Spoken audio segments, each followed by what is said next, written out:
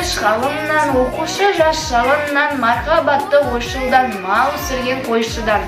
Жазушыдан, ақыннан, ғарышкерден, батырдан, өнер асқан актердан, ырыс қазған шахтердан, мұң бұралған бишіден, ой тербеткен күйшіден, оқыған жас кәріден, оқушының бәрінен, ұстаздарға мың сәлем. Ұстаз ол тұлғасы туған білім.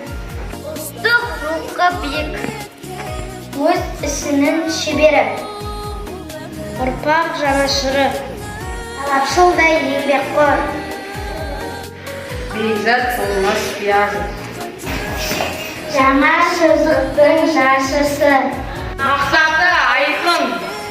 Қазақ